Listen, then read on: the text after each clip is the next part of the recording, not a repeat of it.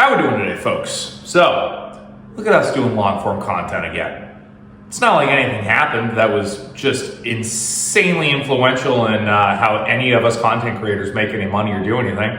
Weird. I don't know. But look at us. We're gonna do long form again. So, first video we're gonna put out, we're gonna put this one out today. We're gonna work on breaking down ham off of a whole carcass.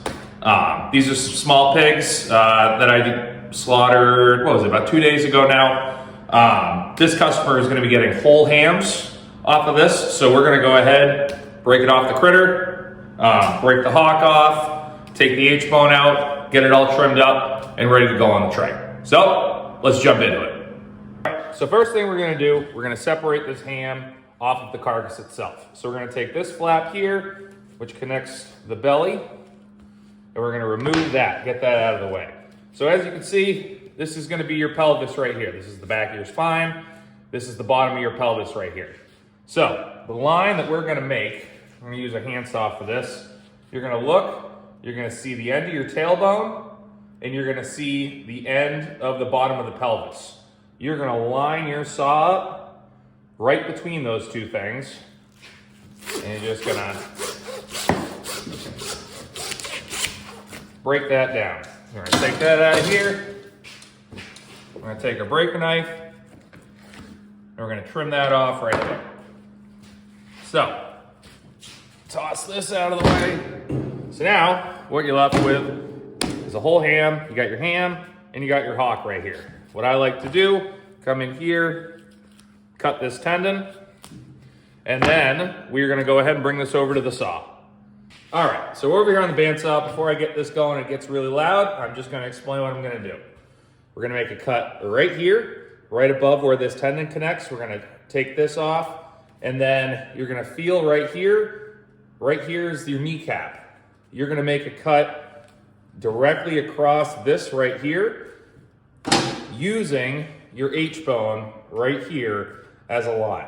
So if you are trying to think about where your femur bone is and where the leg bone is in this, if we were to cut this into ham steaks or we were doing smaller ham roasts, if you're trying to have an even bone between the whole thing, where this H-bone sits, directly in the middle of that is where your bone is. So if you're wondering where you're gonna make your actual cut, and again, you don't have to use this with a bandsaw, you can do all this with a handsaw. Obviously, I have a bandsaw, so I'm gonna use it. But you're gonna take using this bone right here as a reference point to whatever straight line you're going. So let's go ahead, break this down.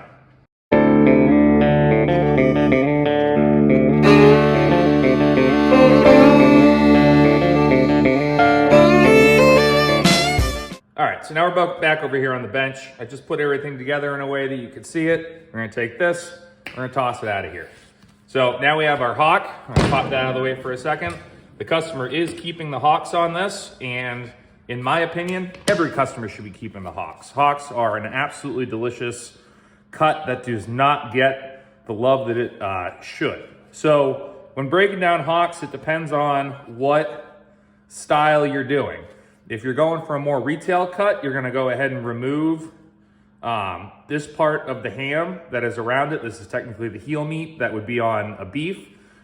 I like to keep it on because at the end of the day, I would rather have something like this that you can toss in a crock pot. You can toss both hocks in off the pig and you get yourself a real nice meal. You can put this in the crock pot. You can put this in the smoker. Once you smoke it, you can put it in baked beans, things like that. It's a very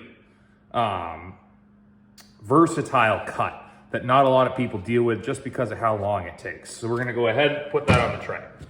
So now we have our ham. We're gonna take our bone scraper, clean up the cuts. This customer is getting a whole ham. And then I just like to go through, trim it up a little bit if there's any spots that don't look very pretty. This was a fairly lean animal, so I don't have to do too much. The last thing I do on whole hams is I actually remove the H-bone. So it would technically be considered a semi-boneless or semi-bone-in ham roast because you're removing the H-bone. The reason I remove the H-bone is I know how big of a pain in the ass it is for me as a butcher to carve a ham when the H-bone is in after it's fully smoked and cooked. I like to look out for people that don't do this all the time, and processing meat is not something they do on the regular. So removing this H-bone, and I'll show you the shape of it once we get it out, it's just a little bit easier to carve everything. So we're gonna remove the oyster steak that's in the middle of that. We're gonna start up here and work our way down. This is where Victorinox 6-inch boner knife comes in. The semi-flex, you're able to kind of lead your knife around the bone. So you're gonna make your cuts. There is a little chunk of bone that you have to go around, and I'll show you that in a second. You also need to come in here and separate this labrum tendon from the actual femur itself. And then once you do that, you can pull the whole thing right out. So as you can see, this is the shape of that H-bone. There's that little piece that comes up that some of the tendons attach to. Now that's off, you can toss it away. If the customer's keeping bones, you can keep that, toss it in for soup stock. So there is a tiny little piece of bone right here we're gonna carve out. Toss that out of here. So now, what you're left with is a nice semi-boneless ham. So you can see it a little bit better now that I have removed that H-bone, what I was talking about over on the saw. You do have a line to be able to, like I said, if you were gonna cut ham steaks, you could have this part pointed towards you on the saw. You could start cutting ham steaks like this, using this line as your marker to make everything straight. All right, guys, I hope that video was helpful for you. Again, I'm a little rusty. Need to get back into the long form game. It's never a dull moment. But again, I hope this was helpful. Now you can figure out how to break down your whole ham. Again, I'm starting easy. Hams are pretty easy. Not a lot of muss, not a lot of fuss. But hopefully this will help guide people into doing this the correct way. It'll make your lives a little bit easier. Again, it's been a minute since I've done long form, and there's gonna be some growing pains. So I appreciate all of the subscribers that I've had, and I apologize that I have not posted anything in a very long time. I appreciate you all being here. I appreciate all the new followers we're gonna gain. There's gonna be some growing pains, and it's gonna be interesting. We are gonna be doing more long form. We're in the process of building a podcast studio in this part of the shop, as well as a small kitchen area. We're gonna start doing some cooking videos. Those episodes are gonna be called What's in the Pot.